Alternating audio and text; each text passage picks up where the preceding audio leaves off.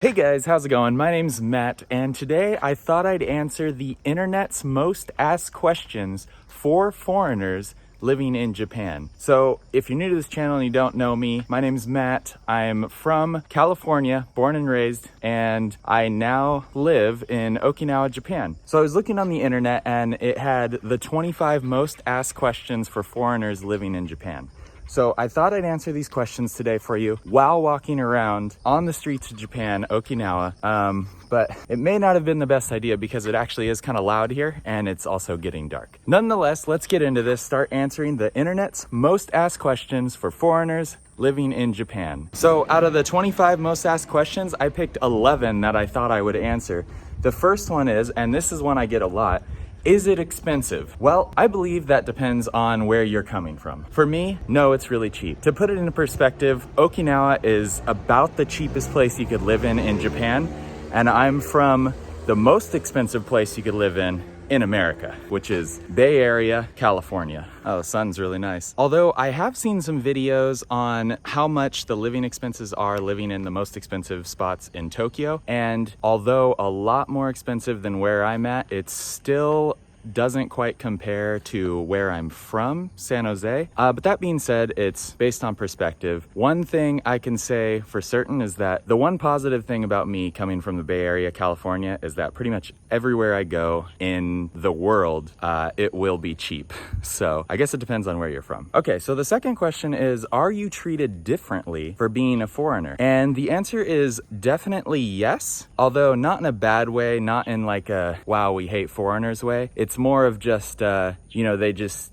like, people assume that I want certain things or that I do certain things or that I don't speak Japanese, or being here in Okinawa, like they assume that I'm part of the military. A lot of assumptions that happen, but I can't speak Japanese, so it's fine. But I do have a friend that has pretty much lived in Japan, Okinawa, his whole life. And I mean, he speaks English, but he also speaks Japanese, and he gets sort of upset when people just assume that he doesn't speak Japanese. And even though he's responding in Japanese, they still keep speaking to him in English. So I know it can be frustrating, especially if you've lived here like your whole life. But for me, it doesn't bother me. It's not really treated differently in a bad way. It's just like, they pretty much assume you're a foreigner and all these things happen. So a lot of assumptions. So another one is the Japanese language difficult? I would say that it's the only language I've ever tried to learn. And I'm told that for an English speaker, Asian languages are typically pretty hard to pick up. That being said, although I don't speak it or anything, I do feel like it's structured very well. So I don't know about being difficult to learn, but unlike English, I feel like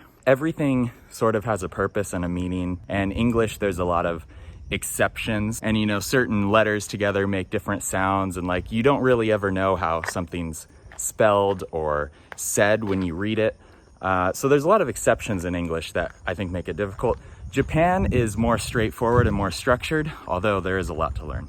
Okay, did it take a long time to get used to living there? I mean, there are some things, I guess, that would take a while to get used to, but for the most part, I love Japan, and I don't know if getting used to is the best way to word it. There's a lot of differences for sure, but I don't know. The answer is yeah, I don't really know what that would mean. So, do you get homesick? Yes and no. The thing I miss the most, and I think most people would probably agree with me, is probably friends and family, that kind of stuff, people. But as far as like America itself, I don't want to be mean, but there's not really like too much I miss about America. Like, I think I'd be okay if, my friends or family just came here. Then I probably wouldn't miss too much about America. There is some things I like better about America, but there's also a lot of things I like better about Japan. So that's a long debate. We'll maybe in another video or something. Do you plan on staying there for good? I don't know yet. I'm someone that kind of I try and do what I want and not let anything stop me. So right now, I really want to live in Japan, and for the foreseeable future, I plan on staying here, but there might be some other countries I want to check out and stuff. I just want to go to the places that I'm most happy at,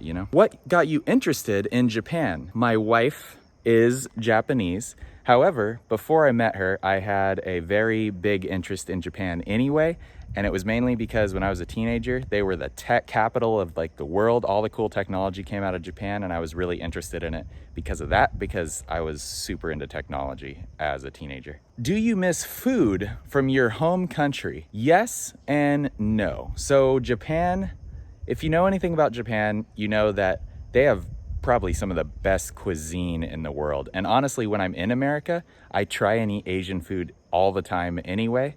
So I may not be the best person to ask. I do, however, occasionally miss like a good burrito, although that's not necessarily from my home country. California has some pretty damn good burritos, and I have yet to find like an excellent burrito here. So what would you miss most about Japan if you went home? I would say the thing I would miss most is safety. For one, I don't feel like I'm in danger at all here. I mean, I'm used to America, but like there's still, you know, certain things that you follow. Like you don't go into bad neighborhoods, you don't go walk in alleys at night and stuff like that. And like none of that stuff you really have to worry about here. So safety and convenience is a huge thing here. I love the vending machines everywhere. I love how you could get a drink every 30 feet when you're walking.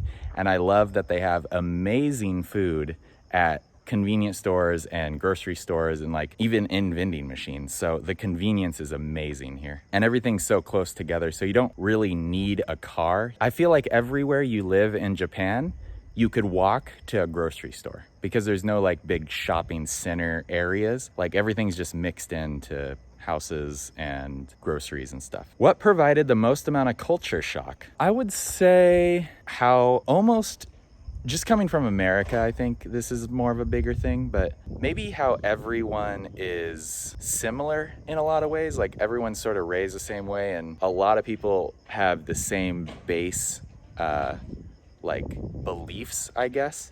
And I think that's sort of interesting, especially coming from America, where like everyone is from everywhere and they all think differently about things. So maybe that's the most amount of culture shock. Okay, and the last question, what are some stereotypes about Japan that are completely wrong?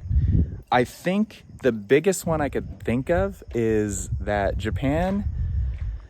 a lot of people think Japan is technologically advanced. And although they have some amazing technology, they do a lot of things very old school and manual still. Like when you go into office buildings or restaurants or just any stores or anything, oftentimes they only take cash a lot of the time, and they don't really have like the nicest computer. In fact, sometimes they don't even have a computer. They just have like an old school register.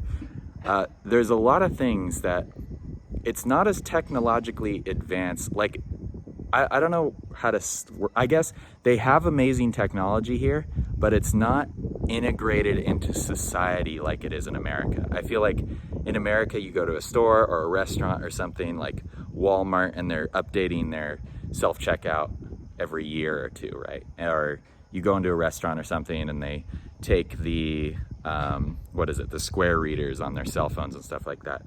Or Uber driving, stuff like that. None of that is a thing here. There's no Ubers, there's no square readers. They barely take credit cards. Just pretty much the big places are the only places that take credit cards. That would be the most common misconception, I think. But anyway, guys, it's getting dark now. So those are the 11 questions that the internet commonly has for foreigners living in Japan. There was 25, but I just wanted to answer at least those 11 because those are ones that I felt I get asked a lot. So if you like this video, you love Japan, you love Okinawa, whatever, thumbs up, subscribe, you know what to do. So anyway, guys, that's it for this video. Thank you so much for watching, and I will see you again in the next video. Bye.